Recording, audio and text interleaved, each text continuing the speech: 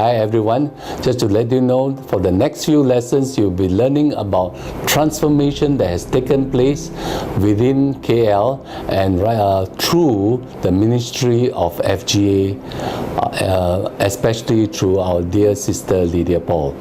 What you're going to see is about this family who was living in the very poor and abject conditions, and how God used the people of God within FGA to reach out to this family, and from this family not only their life have been transformed, but it also impacted almost 100 people through this couple who have come to know the Lord Jesus Christ through the ministry of our dear sister Lydia Paul.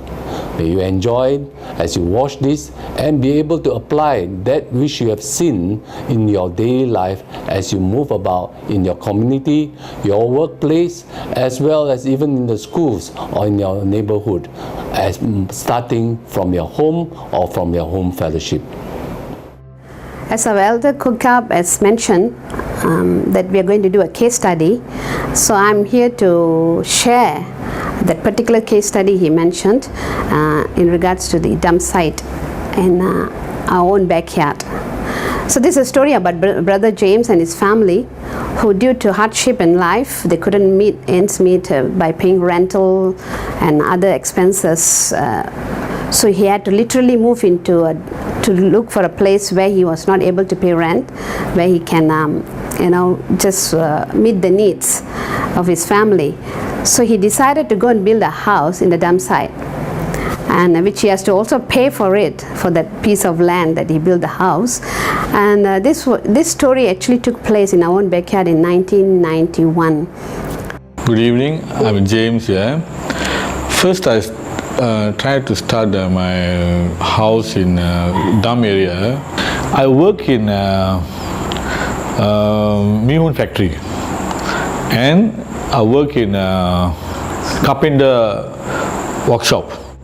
I have to work morning to 6 o'clock, morning 9 o'clock to 6 o'clock evening, and then evening 8 o'clock, 7 o'clock to next day morning 8 o'clock. I have to work at Mihun. Here and there I work, so survive for the family. I'm Sister Lily James, is living in this quarter area for many years. I want to build a house by myself.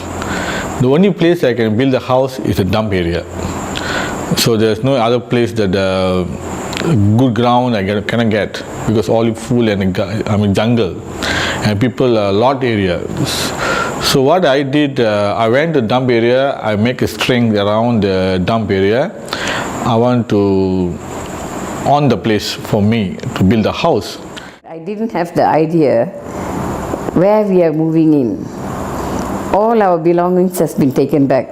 We built a house. Everything has been gone and put. Finally, I was the last person to move into the house. So we are going. When I was going at that time, it was past 7 o'clock. So it was a bit dark, So I really cannot see what's there. So I've been just following him, behind him, until to the front door. I stood there, I looked, I had a shock of my life. Oh my God, this doesn't look like a house. It's more like a hostel. The horsey, they have one long house and they divide it into rooms, So with what he thought, with what little money he had, he built it. So I thought, okay lah, never mind. I walked into, it's all the second-hand plank, The door was all broken somewhere. He bought it as second-hand, and he built the house here. See, I lived in Choras, and I had to travel by bus to RPBC. Then I was doing a diploma course, and each time I traveled, there was this particular location. I felt the intercession became very strong within me to pray for this particular location. So I didn't understand. It went on for months, almost a year. And then one day, we saw a newspaper cutting that was highlighted by our sister, the late sister Winnie Chin, and saying that there's a great need in this Ampang area where they have gone in and bulldozed the houses. The families are in need. So I thought it was the Indonesians who lived there, and then I always prayed, God send someone to reach out to them, Or when we landed that place and we walked into this dump site where the newspaper cutting highlighted, to my shock, it was my own people, at that time. And it was really a mind-boggling, and I didn't expect my own people to live in the dump site. When we walked in, it was drizzling. The place was muddy and soggy, and we did see, worms, rubbish. It was totally a dump site, and flies all over. And there were these families. From the next day, about 2-3 days later, a sister by the name of Sister Lydia Paul came. She's from a church, FGA church. She came with her colleagues. I think they knew it through the newspapers, the news that spread. They came looking, and then she visited our neighbors. The words which she gave that lifted us up. The caring was there, though we were dump area people, to say so.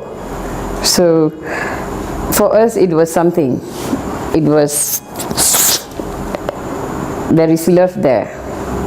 That's what at that moment everybody will need that. They need to experience the love of God through your action. You just can't go and tell them, Jesus loves you. I think it's very unfair for Christians to do that. We need to show in action. So I believe in meeting the needs. If you can give a cup of water, they see Christ in you.